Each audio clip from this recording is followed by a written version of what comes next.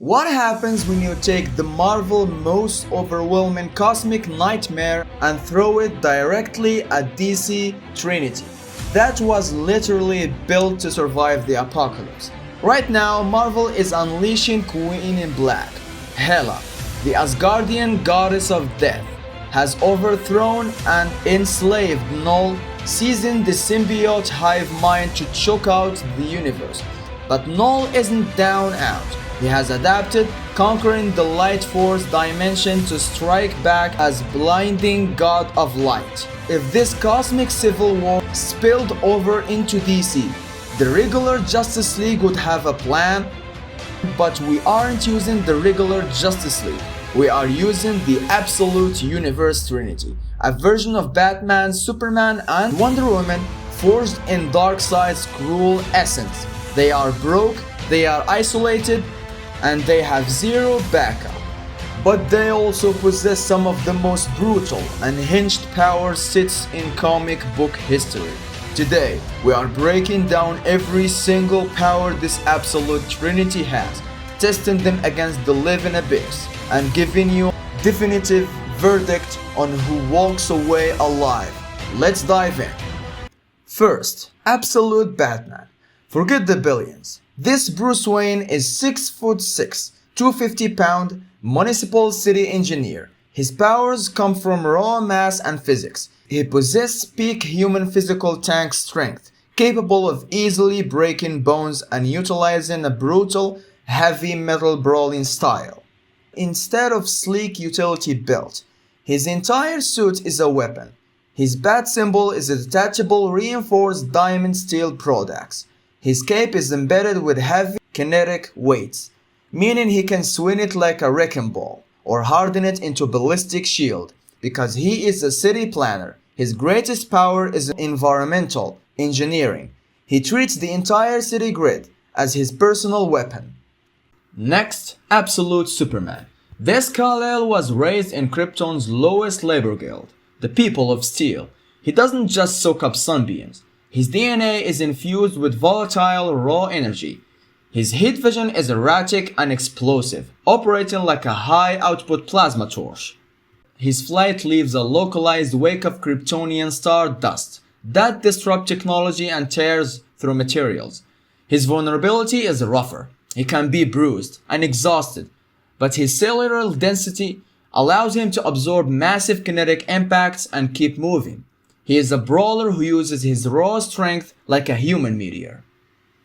Finally, Absolute Wonder Woman. Man, the one who drew this Wonder Woman is really brilliant. You see like hell in her face. And actually there's another thing. There's a comic about her and Absolute Batman. That was a great one, so I recommend you reading that one. So, back in business.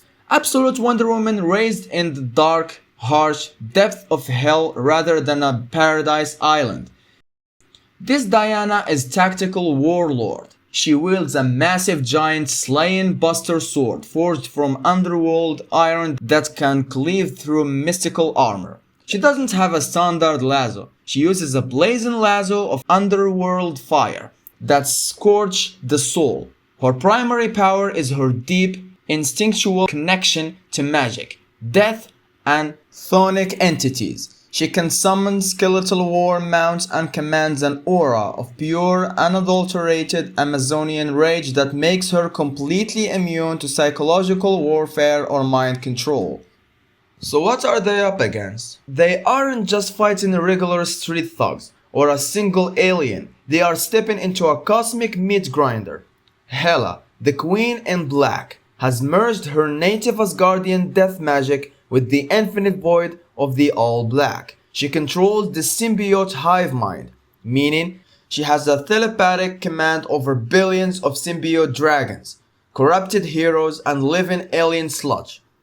Her necromagic allows her to manifest blades out of thin air that can kill gods, and she can resurrect fallen enemies to fight for her as undying symbiote bonded thrall. And then there's Knull. Even though Hela stole his void crown, Knull hijacked life. Knull stole the light force dimension.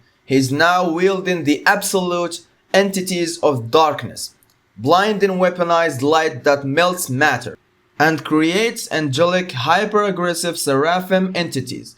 The Absolute Trinity isn't just fighting a war on one front. They are caught in the crossfire of reality-warping divine civil war where light and dark are both trying to erase everything in their path. In the ground war, Hela sends wave of millions of symbiotes to infest the city. The normal Batman we know would look for a gadget.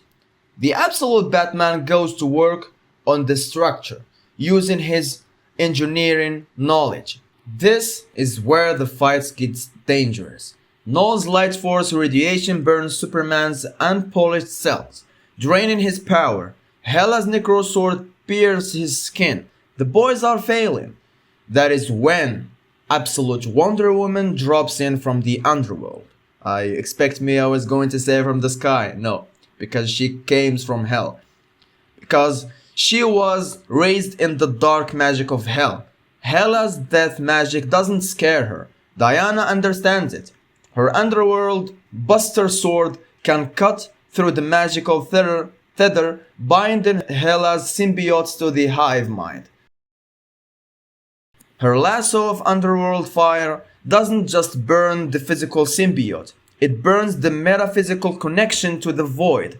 She rallies the Trinity, using her raw Amazonian warlord strategy to turn their desperate survival into a coordinated counteroffensive. Marvel wins the cosmic territory war, but DC's Absolute Trinity wins the war of pure, unadulterated grit.